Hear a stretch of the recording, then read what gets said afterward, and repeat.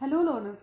तो चलिए, जो हमारी सीरीज चल रही थी, series number 8 of money and banking यूनिवर्ट, आज स्टार्ट करते हैं। और आज का हमारा टॉपिक क्या है? That is central bank with its functions. Okay, central bank के बारे में आपको पता ही होगा कि सेंट्रल बैंक एक अपेक्स इंस्टीट्यूट है। द होल इंडिया में सिर्फ एक सिंगल बॉडी है, that is RBI, reserve bank of India. इसके बहुत सारे फंक्शंस हैं, जैसे कि ये सारे बैंक्स को कंट्रोल करता है, सुपरवाइज करता है, प्लस ये गवर्नमेंट का भी एडवाइज़र होता है, उसका एजेंट होता है, उनके सारे बैंकिंग अकाउंट्स, उनका फॉरेन एक्सचेंज रिजर्व सिस्टम, सब कुछ ये आरबीआई ही कंट्रोल करता है। तो आज हम सॉल्व करेंगे इससे रिलेटेड जितने भी most important and most expected MCQs हैं, उन्हीं को आज हम डिस्कस करने वाले हैं। उसके पहले मैं आपको बता दूं कि सीबीएसई बहुत ही जल्द आपके टर्म 1 की डेट शीट लॉन्च करने वाली है, रिलीज हो जाएगी very soon. I think newspaper में ये निकला हुआ था कि 18 तक आपकी डेट शीट निकलने वाली है, तो आई थिंक वेरी सून आने ही वाली है। 15 नवंबर के आसपास ही आपके एग्जाम्स स्टार्ट हो जाएंगे, तो अपनी प्रिपरेशन को ऐसी ही बनाए रहिए। मनी एंड बैंकिंग की यूनिट बहुत जल्द हमारी ख़त्म भी होने वाली है, उसके बाद हम नेक्स्ट जो चैप्टर्स हैं उसमें प्रोसीड करेंगे। तब तक स्टार्ट करते हैं आज की वीडियो का। एंड अगर अभी तक आपने मेरे चैनल को सब्सक्राइब नहीं किया है तो प्लीज़ सब्सक्राइब कर लीजिए, क्योंकि सारे के सारे इंपॉर्टेंट एमसीक्यूज़ मैं आपको देने वाली हूँ बिफोर द एग्जाम्स, जिससे आपको बहुत ज़्यादा हेल्प होने वाली है। प्लस अगर अभी भी आपके कुछ भी रिवीजन या कुछ भी चैप्टर्स बचे हुए हैं जो आपने अभी तक नहीं पढ़ा है, उसके लिए आप मेरी रेगुलर क्लासेस भी इनरोल कर सकते हैं।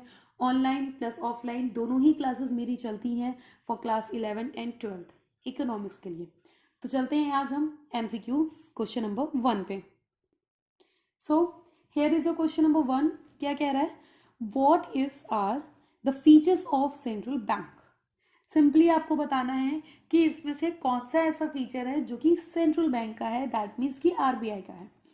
Option number A, N apex institute या फिर एपेक्स बॉडी, कुछ भी कह सकते हैं, सेम ही है।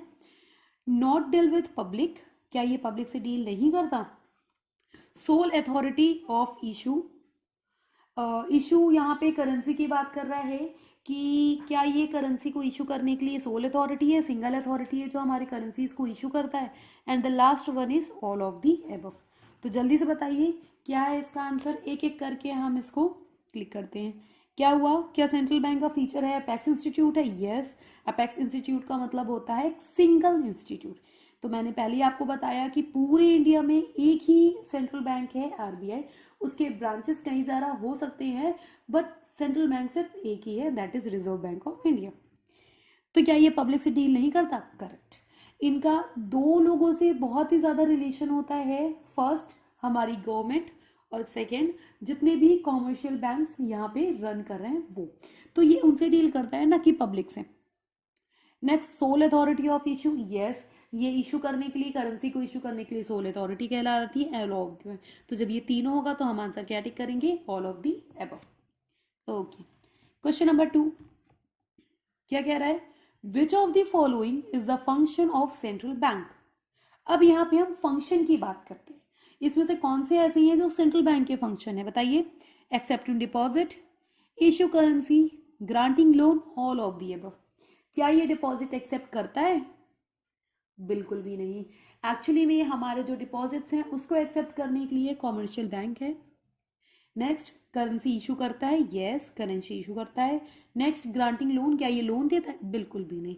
एक्चुअली में accepting deposit and granting loan जो है ये दोनों ही के कॉमर्शियल बैंक के प्राइमरी फंक्शंस हैं, ना कि सेंट्रल बैंक के। ओके, अगर आपने नहीं पढ़ा है तो आप जल्दी से जाइए मेरी सीरीज नंबर 6 पे, उसमें मैंने एक्सप्लेन किया हुआ है कि सेंट्रल बैंक के क्या प्राइमरी फंक्शंस हैं एंड सेकेंडरी फंक्शन है। फिलहाल यहाँ पे हम क्या कर सकते हैं कि फंक्शन ऑफ सेंट्रल बैंक, तो फिर क्या हुआ? Option number B, that is issue currency. Next चलते हैं, क्वेश्चन नंबर 3 क्या कह रहा है? Dash bank nurtures the market for government securities in India.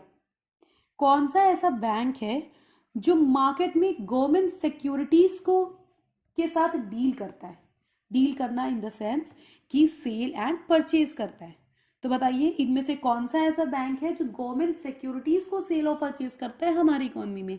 First, commercial bank. Second, state bank. Third central bank and the fourth is private bank.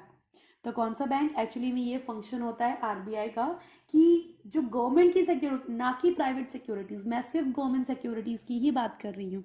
Okay, तो government securities को deal करने का काम करती है हमारी सेंट्रल बैंक। ओके, गवर्नमेंट खुद कभी भी सिक्योरिटीज मार्केट में सेल और परचेज नहीं करती। वो क्या करती है, वो आरबीआई को ले जाके दे देती है और आरबीआई राइट टाइम पे उन सिक्योरिटीज के साथ सेल करना है या परचेज करना है ये डिसाइड करती है। ओके, तो चलते हैं क्वेश्चन नंबर 4 पे। ये क्या कह रहा है? Question number 4, RBI is the sole authority to issue currency to ensure. अब देखिए, ये पहली बात तो आपको इंफॉर्मेशन दे रहा है क्वेश्चन, क्या कि आरबीआई सोल अथॉरिटी है करेंसी इशू करने के लिए। Okay, that's true. To ensure मतलब जो ये सोल अथॉरिटी है तो ये क्या इंश्योर करती है इशू करते टाइम? तो ये क्या इंश्योर करती है? There are 4 options. Number 1, uniformity in note circulations, मतलब जो हमारा नोट सर्कुलेशन हो रहा है पूरे मार्केट में ये यूनिफॉर्म रहे, इक्वल रहे। ओके, हर जगह पे इक्वली डिस्ट्रीब्यूशन ऑफ नोट्स का रहे। Next, build up public faith in currency circulation, मतलब करेंसी जो सर्कुलेट हो रही है उसमें पब्लिक का फेथ बना रहे। फेथ हम यहाँ पे ट्रस्ट की बात कर रहे हैं। जैसे कि अगर आपके हाथों में कोई भी नोट आती है तो क्या आपको ये डाउट होता है कि ये असली नोट है या फिर कभी कहीं डुप्लीकेट तो नहीं होता है कि नहीं होता है? तो उसमें हम चेक करते हैं कि भाई ये नोट रियल है या फिर डुप्लीकेट है। ओके, क्योंकि डुप्लीकेट नोट्स को प्रिंट करना और उसको यूज करना क्या कहलाता है? इलीगल कहलाता है। ओके, बट उसको चेक करने के बाद जब हमें पता चल जाता है कि ये आरबीआई ने ही इशू किया हुआ है नोट्स, तो हम ट्रस्ट कर लेते हैं कि हाँ आरबीआई ने इशू किया है, दैट मीन्स कि ये नोट क्या है? ओरिजिनल है, दैट इज लीगल। ओके, तो यही बता रहा है कि करेंसी सर्कुलेशन में क्या करता है? एक पब्लिक फेथ बना के रखता है। Is this true? आगे देखते हैं। Government control over the money supply, क्या ये गवर्नमेंट का कंट्रोल कराता है मनी सप्लाई में? ओके, तो यहाँ पे क्या है? ये सारी ही चीजें हैं एक तरीके से। देखिए, मे बी आपको ऑप्शन नंबर सी में कंफ्यूजन हो सकती है क्योंकि ये कंफ्यूजिंग पॉइंट है भी। ठीक है, अगर हम बात करते हैं मनी सप्लाई की, तो भाई मनी सप्लाई मार्केट में जितना भी मनी सप्लाई हो रहा है उसमें 2 ही लोगों का कंट्रोल होता है, एक तो आरबीआई का और दूसरा हमारी गवर्नमेंट का। ठीक है, आरबीआई भले नोट्स को इश्यू करती है बट उसकी फुल ऑटोनॉमी उसमें नहीं होती। वो बैंक के ऑर्डर पे ही, सॉरी, गवर्नमेंट के ऑर्डर पे ही नोट्स को इशू कर सकती है, अदरवाइज नहीं कर सकती। ओके, तो इसलिए ये पॉइंट सी बना दिया गया है कि गवर्नमेंट का भी कंट्रोल होता है मनी सप्लाई में, क्योंकि जब गवर्नमेंट ऑर्डर देगी तभी आरबीआई नोट्स को इशू करेंगी। ओके, तो इसलिए हमारा आंसर क्या हो गया? ऑल ऑफ दी अब। आगे चलते हैं, क्वेश्चन नंबर 5। ये क्या कह रहा है? विच of these is not a function of central bank. अब आपको क्या बताना है? जो फंक्शन इसमें से नहीं है। तो ऑड वन आउट खेलेंगे आज हम। क्या है? बैंक टू द गवर्नमेंट, क्या ये फंक्शन है? यस, फंक्शन है। तो ये अभी सही नहीं होगा क्योंकि इसमें नॉट बताना है हमें। एजेंट ऑफ द गवर्नमेंट, क्या ये गवर्नमेंट का एजेंट होता है? Yes, this is true. Lender of last resort, lender of last resort का यहाँ पे मतलब क्या है मैं आपको बता दूं कि जैसे हमारी कॉमर्शियल बैंक है। ओके, तो कॉमर्शियल बैंक का एक तरीके से हेड होता है हमारा सेंट्रल बैंक आरबीआई। ओके, तो वहां पे क्या करना है? जब भी कॉमर्शियल बैंक किसी इमरजेंसी टाइम में होती है, सब सपोज दैट उसका कोई कस्टमर आ गया एंड उसने मांग की कि उसे अपने डिपॉजिट्स वापस चाहिए, ठीक है, एंड इफ अगर कॉमर्शियल बैंक के पास उस समय पे उतनी लिक्विडिटी अवेलेबल नहीं होती है तो वो क्या करेगा? फिर इधर उधर से जुगाड़ करने की कोशिश करेगा, जैसे सब करते हैं, जैसे अपन करते हैं। ओके, तो उस टाइम पे जब कोई भी हेल्प नहीं होगी कॉमर्शियल बैंक की तो वो सीधे क्या करेगा? आरबीआई के पास जाएगा। ठीक है, इसीलिए कहा जाता है कि आरबीआई क्या होती है? Lender of last resort. Commercial bank के पास जब कोई भी ऑप्शन नहीं बचता, या फिर गवर्नमेंट के साथ भी ये चीज होती है, जब इनके पास कोई ऑप्शन नहीं बचता तो ये सीधे जाते हैं आरबीआई के पास। एक तरीके से आरबीआई जो होती है वो इनकी पापा होती है, फादर होती है। जैसे हमारे साथ होता है, हम बच्चे हैं, हमने कभी कुछ भी इमरजेंसी में फंसते हैं, कोई भी नीड होती है तो पहले हम उसे खुद से सॉर्ट आउट करने की कोशिश करते हैं, लेकिन जब नहीं हो पाते तो हम सीधे जाते हैं अपने पापा के पास और उनसे सोल्यूशन मांगते हैं। यही चीज कॉमर्शियल बैंक के साथ भी होती है। ओके, तो this is also a function. Next क्या लिखा है? Act as a supervisor for private forms. Supervisor तो होता है लेकिन सिर्फ दो लोगों का, किसका? कमर्शियल बैंक्स का, and the second is government का। तो भाई ये प्राइवेट फर्म्स का भी सुपरवाइजर है? बिल्कुल भी नहीं। So this is not a function of central bank. Next आते हैं, और क्वेश्चन नंबर 6 में क्या कह रहा है? RBI act was passed in. RBI act कब पास हुआ था बताइए? 1835, 1935, 1934 एंड 1947। आरबीआई एक्ट कब पास हुआ था? ये तो भाई याद करने वाली चीज़ है, ये हम समझ नहीं सकते। तो एक्चुअली में जो आरबीआई एक्ट है वो पास हुआ था कब? 1934 में। ठीक, दो डेट्स आपको यहाँ पे याद करनी है। क्या क्या? पहली तो आरबीआई एक्ट कब आया? तो आरबीआई एक्ट आया 1934 में। एंड नेक्स्ट आरबीआई स्टैब्लिश कब हुआ? तो ये हुआ जस्ट 1 ईयर लेटर, 1935 में। तो इन दोनों डेट्स को आप दिमाग में रखिए। अगर एक्ट पूछता है तो 34 एंड आरबीआई का स्टैब्लिशमेंट पूछता है तो 35। ओके, नेक्स्ट चलते हैं, question number 7। Where is the headquarter of RBI? अब आरबीआई का हेड क्वार्टर कहाँ है? एक्चुअली काफ़ी जगहों में इसकी ब्रांचेस आपको पाई जाएंगी। ठीक है, अगर मैं नियर इन की बात करूँ तो लखनऊ में भी इसकी ब्रांचेस हैं, बट इसके हेड क्वार्टर की हम बात कर रहे हैं तो वो कहाँ पे है? First one is Kolkata, Washington DC, Mumbai and Delhi. कहाँ पे है इसका हेड क्वार्टर? ये भी लर्न करने वाली चीज़ है। तो एक्चुअली में इसका हेड क्वार्टर है मुंबई में। ठीक, एक और इन्फॉर्मेशन मैं आपको दे दूं कि जब आरबीआई हमारा 1935 में स्टैब्लिश हुआ था तब इसका सबसे पहले आरबीआई खोला गया था कलकत्ता में, जो कि अब कोलकाता बन गया है। ठीक है, तो ये सबसे पहले आरबीआई ओपन हुआ था कलकत्ता में। उसके बाद फिर ये कहाँ पे आया है? मुंबई में आया है, और अब तब से लेकर अब तक ये मुंबई में ही हेड क्वार्टर इसका बना हुआ है। Okay, next, identify an instrument of monetary policy. Monetary policy आपको पता होगा, जैसे कि आरबीआई का फंक्शन है क्रेडिट को कंट्रोल करना, तो क्रेडिट कंट्रोल करने के लिए आरबीआई ने मॉनिटरी पॉलिसी लॉन्च की है। ओके, सो यहाँ पे मॉनिटरी पॉलिसी के कौन से इंस्ट्रूमेंट है? अगर आपको ये टॉपिक नहीं भी आ रहा है तो परेशान मत होइए, इसके जस्ट नेक्स्ट ही सीरीज में मैंने सारे के सारे मॉनिटरी पॉलिसी वहाँ पे डिस्कस किए हुए हैं, तो वो आप देख सकते हैं और पढ़ सकते हैं। फिलहाल यहाँ पे actually government revenue, bank deposits, government expenditure and bank rate. तो यहाँ पे मॉनेटरी पॉलिसी का जो इंस्ट्रूमेंट होता है वो कौन सा है? Bank rate. ओके, बाकी इस फुल टॉपिक को मैंने नेक्स्ट सीरीज में डिस्कस किया हुआ है। तो नेक्स्ट चलते हैं, क्वेश्चन नंबर 9 क्या कह रहा है? Central bank do not works as a foreign exchange reserve. Central bank जो है हमारी, ये आपको पता होगा फॉरेन एक्सचेंज को रेगुलेट करती है। इसको कहा जाता है central bank act as a custodian of foreign exchange. जितने भी फॉरेन एक्सचेंज हमारे यहाँ पे होते हैं, जैसे कि फॉरेन करेंसीज, फॉरेन के कोई भी वेल्थ, गोल्ड वगैरह अगर हमारे पास रखा हुआ है या उनकी कोई भी करेंसी हमारे पास है, हमारे दैट मीन्स कि गवर्नमेंट या आरबीआई के पास, तो उसको भी ये मेंटेन करती है। तो अभी ये जो वर्क करती है फॉरेन एक्सचेंज रिजर्व के साथ, इसमें कौन सा ऑप्शन नहीं होगा? तो ऑप्शंस क्या हैं आपके पास? It cell and purchase foreign currencies in the market. Market में ये फॉरेन करेंसी को सेल करती है और परचेज करती है। Next option, it maintains stability of exchange rate. ये एक्सचेंज रेट की, फॉरेन एक्सचेंज रेट जो होता है जिसमें हम अपनी करेंसीज को एक्सचेंज करते हैं, तो उस रेट को क्या ये स्टेबल बनाने में हेल्प करती है? Next, it cell and purchase of private securities in the market. जितनी भी प्राइवेट सेक्टर की सिक्योरिटीज होती है, प्राइवेट कंपनीज की जो सिक्योरिटीज होती है, क्या उसको भी ये सेल और परचेज करती है? Next, it maintain stock of gold reserves in the market. Market में कितना गोल्ड रिजर्व रहेगा ये भी ये मेंटेन करती है।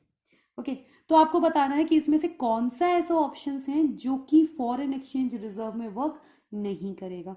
तो एक्चुअली में यहाँ पे सब में हमने बात की, अगर आपको ये टॉपिक नहीं भी आता तो भी आप थोड़ा सा अपने माइंड को एक्टिव रखते हुए इसका आंसर दे सकते हैं। कैसे? जैसे कि मैंने बोला कि सेंट्रल बैंक सिर्फ दो लोगों के लिए एक तरीके से सुपरवाइजर है और कंट्रोलर है। फर्स्ट हमारी कॉमर्शियल बैंक और दूसरे हमारा गवर्नमेंट। तो यहाँ पे देखिए उनसे रिलेटेड कौन कौन से पॉइंट हैं। तो जब फॉरेन करेंसीज को ही ऊपर लिखा हुआ है कि फॉरेन एक्सचेंज रिजर्व पे ये वर्क करती है, तो ऑब्वियसली बात है फॉरेन करेंसी तो आएगा ही आएगा। तो ये तो होगा ही होगा भाई। नेक्स्ट, अब फॉरेन करेंसी से ही क्या बनता है? फॉरेन एक्सचेंज रेट, तो वो भी स्टेबल करने में हेल्प करेगी। ये आपका एक चैप्टर है फॉरेन एक्सचेंज रेट, उसमें आपने पढ़ा होगा। Next, sale and purchase of private securities. भाई प्राइवेट सिक्योरिटीज नाम देख के ही लग रहा है कि ये नहीं हो सकता, क्योंकि ये प्राइवेट फर्म्स के लिए, प्राइवेट सेक्टर के लिए वर्क नहीं करती है, तो उनकी सिक्योरिटीज को क्यों सेल और परचेज करेगी? ये सिर्फ और सिर्फ गवर्नमेंट की सिक्योरिटीज को सेल और परचेज करती है। तो यही ऑप्शन आपका क्या हो जाएगा? करेक्ट। करेक्ट मतलब कि ये एक्चुअली में नहीं है, बाकी के तीनों हैं। इसको आप लर्न कर सकते हैं, यही तीन ही हैं जो कि आपको मिलेंगे कस्टोडियन ऑफ फॉरेन एक्सचेंज के अंदर, कि फॉरेन करेंसी इसको सेल परचेज करती है, एक्सचेंज रेट को स्टेबल करने में हेल्प करती है, एंड गोल्ड रिजर्व का जो स्टॉक होता है वो भी मेंटेन करती है। ओके, तो आगे बढ़ते हैं आज की सीरीज का next question. Which of these is are the function of RBI? इसमें से कौन सा ऐसा है जो आरबीआई के फंक्शंस होते हैं? एक्चुअली में कई बार हमारे साथ ऐसा होता है कि हमें आंसर तो आता है बट ऑप्शंस देख के हम कंफ्यूज होता है। तो इस क्वेश्चन के साथ मे भी आपके साथ ऐसा होगा, तो ध्यान से क्वेश्चन को पढ़िए फिर आंसर दीजिएगा। ऑप्शन नंबर 1 क्या है? It create credit. क्या ये क्रेडिट को क्रिएट करता है? Next, it control credit. क्या ये क्रेडिट को कंट्रोल भी करता है? Next, it act as a mediator to sell all the securities. All the securities को ये सेल और परचेज करता है, एक तरीके से मीडिएटर का काम करता है। Next, it deals with general public. तो इसमें से आपको बताना है कि इसमें से कौन सा ऐसा है जो फंक्शन ऑफ आरबीआई है, बताइए फटाफट। It control credit, yes, control credit करता है, ना ही क्रिएट करता है। क्रिएट करने का काम कॉमर्शियल बैंक का है। आपने ऑलरेडी मेरी सीरीज नंबर 6 में पढ़ा होगा कि वहां पे कॉमर्शियल बैंक क्रेडिट को क्रिएट करती है। क्रेडिट मतलब लोन की बात हो रही है यहाँ पे, जो कि आपको मिलता है कॉमर्शियल बैंक के साथ, तो ये कॉमर्शियल बैंक का फंक्शन है। Next, it act as a mediator to sell all the securities. अगर यहाँ पे लिखा होता गवर्नमेंट सिक्योरिटीज तो एब्सोल्युटली ये फंक्शन है आरबीआई का, बट यहाँ पे ऑल दी सिक्योरिटीज लिखा हुआ है, इस वजह से ये फंक्शन नहीं होगा। Next, it deals with the general public. General public के साथ ही डील करती है? बिल्कुल भी नहीं। जनरल पब्लिक के साथ डील करने के लिए कई सारी कॉमर्शियल बैंक्स मार्केट में बनाई हुई हैं। ओके, तो ये सिर्फ और सिर्फ डील करती है हमारी कॉमर्शियल बैंक और गवर्नमेंट के साथ। ओके, सो नेक्स्ट आपका आंसर क्या हो गया? It control credit. ठीक, अब क्वेश्चंस तो यहाँ पे मेरे कंप्लीट हो चुके हैं इस टॉपिक से रिलेटेड, बट अगर आपको कुछ भी कंफ्यूजन है फंक्शंस में तो आइए, मैंने एक चार्ट बना रखा है। आपको पता है मेरी सारी सीरीज में आपने ये एनालिसिस किया होगा कि मैं हर टॉपिक को एज अ चार्ट पढ़ने की कोशिश करती हूँ। उससे होता क्या है कि हमारे माइंड में बहुत जल्दी क्विकली वो चार्ट जो है सेट हो जाता है और हमें वो चीज़ें याद हो जाती है। तो मैं आपको भी यही एडवाइस दूंगी कि ज़्यादा से ज़्यादा चार्ट्स के थ्रू, ड्राइंग के थ्रू आप चीज़ों को याद करने की कोशिश करिए, क्योंकि साइकोलॉजिकली ये बात मानी गई है कि जब किसी भी चीज़ को हम एज अ ड्राइंग और एज अ चार्ट के थ्रू याद करते हैं तो वो हमारे मेमोरी में लंबे समय तक रिटेन रहता है। ओके, तो इसलिए एक चार्ट के थ्रू हम जितने भी फंक्शन है आरबीआई के वो भी स्टडी करेंगे। तो आइए, ये रहा आपका चार्ट। क्या दिया हुआ है? Function of central bank. तो देखिए मैंने कितने पार्ट्स में इसको कैटेगराइज किया हुआ है। Number 1, currency authority. जो आरबीआई हमारा, उसके पास करेंसी अथॉरिटी होती है कि ये नोट्स को भी इशू कर सकता है। बट याद रखिएगा यहाँ पे क्या लिखा है? It issue all the currencies except 1 rupee notes and coins. जो हमारे 1 रुपये के नोट्स एंड कॉइन्स होते हैं सिर्फ उनको ही आरबीआई इशू नहीं करती, बाकी सारे नोट्स को एंड सारे अदर कॉइन्स को आरबीआई इशू करती है। तो फिर ये 1 रुपये का नोट एंड कॉइन कौन इशू करता है? ये एक्चुअली में हमारी गवर्नमेंट के कंट्रोल में होता है। ठीक है, हमारी सेंट्रल गवर्नमेंट के अंदर एक मिनिस्ट्री पाई जाती है, that is ministry of finance. तो उस मिनिस्ट्री ऑफ फाइनेंस का काम होता है कि जब भी नीड हो मार्केट में तब वो 1 रुपये के नोट्स एंड कॉइन्स को इशू करती है। ओके, नेक्स्ट क्या है हमारा? Banker to the government. ये गवर्नमेंट का बैंक होता है, मैंने पहले ही बताया था। जो काम आप अपने कॉमर्शियल बैंक्स के साथ करते हो वही सेम काम बैंक आरबीआई के साथ करती है। ठीक है, उनका वहाँ पे डिपॉजिट्स भी होता है, लोन भी दे सकती है, सारे एवरीथिंग वहाँ पे वो होते हैं। क्या क्या होते हैं ये हम एक बार देख लेते हैं। First, managing public debts. Public debts यहाँ पे गवर्नमेंट डेट्स की बात कर रहा है कि गवर्नमेंट्स के जितने भी लोन्स वगैरह हैं, चाहे वो हमारे नॉर्मल पब्लिक से हो या फिर किसी बैंक से हो या फिर other international institutions, IMF, world bank, इन सब से हो, वो सारे डेट्स को ये मैनेज करता है। Next, adviser of government. Government को कभी भी फाइनेंशियल नेचर वाले वर्क में कभी भी कोई एडवाइस चाहिए होती है तो वो आरबीआई के पास जाती है। नेक्स्ट क्या है, agent of the government. Government का एजेंट क्यों कहलाती है ये, क्योंकि गवर्नमेंट के जितने भी अदर काम होते हैं वो ये करती है, जैसे कि मनी का पेमेंट लेना, पेमेंट देना, रिसीव करना, ठीक है, जितना भी टैक्स वगैरह गवर्नमेंट को मिलता है वो सब आरबीआई मैनेज करती है। ओके, तो एजेंट की तरह भी वर्क करती है। नेक्स्ट क्या है, granting loans and advances to the government. Government को कभी भी लोन्स एंड एडवांसेस की नीड होती है तो वो आरबीआई से ले सकता है। नेक्स्ट क्या है, carrying out all the banking business of the government. जितने भी गवर्नमेंट के बैंकिंग बिजनेस होते हैं वो सारे काम करता है। जैसे कि अभी मैंने बताया, किसी को फंड ट्रांसफर करना है, ठीक है, कोई नई पॉलिसी के लिए हमें फंड चाहिए, वो हमें मार्केट से लेना है या देना है, वो सारे काम ये कर लेती है। फिर sale and purchase of government securities. Government का सबसे बड़ा काम उसकी सिक्योरिटीज को सेल करना या परचेज करना, ये भी आरबीआई का काम होता है। गवर्नमेंट जब भी इशू करती है सिक्योरिटीज को, वो आरबीआई को ले जाके दे देती है और आरबीआई उसको सही समय पे उन सिक्योरिटीज को सेल या परचेज कर सकते हैं। और ये जो मैं बार बार रिपीट कर रही हूँ कि एट राइट टाइम, तो वो जो राइट टाइम है वो एक्चुअली आपको पता चलेगा मेरी नेक्स्ट सीरीज में। वो मॉनेटरी पॉलिसी में आप पढ़ोगे कि कौन सा समय सही होता है गवर्नमेंट की सिक्योरिटीज को सेल करने का या फिर परचेज करने का। ओके, तो नेक्स्ट फंक्शन क्या है, custodian of foreign exchange reserve. Foreign exchange reserve जो हमारे पास होते हैं, एक्चुअली फॉरेन एक्सचेंज रिजर्व में दो चीज़ें आती हैं, एक तो फॉरेन करेंसीज और दूसरा क्या होता है, वहाँ के कोई भी बॉन्ड्स वगैरह, तो वहाँ के कोई भी अगर बॉन्ड्स वगैरह फॉरेन करेंसी के हैं तो वो इसके अंदर आते हैं। ओके, दो चीज़ें हैं, फॉरेन की करेंसी प्लस फॉरेन बॉन्ड्स वगैरह जितनी भी आरबीआई या गवर्नमेंट के पास रखे होते हैं। ठीक, अब इसके अंदर क्या क्या पॉइंट्स हैं, पहला custodian of gold reserve, gold reserve को ये मेंटेन करता है। Next, custodian to maintain stability of exchange rate, मतलब जो हमारा फॉरेन एक्सचेंज रेट होता है, किस करेंसी पे एक्सचेंज रेट चलेगा, वो भी ये मेंटेन करता है। Next, sale and purchase of foreign currencies, foreign currencies को भी ये सेल और परचेज करता है।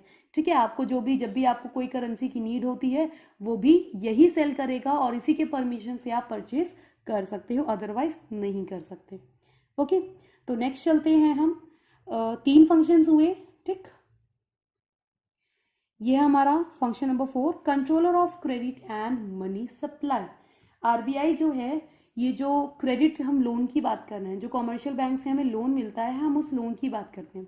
ओके, तो यहाँ पे क्या करती है, ये उसी लोन को, वही आपका मनी सप्लाई बन जाता है, तो उसको ये कंट्रोल भी करती है।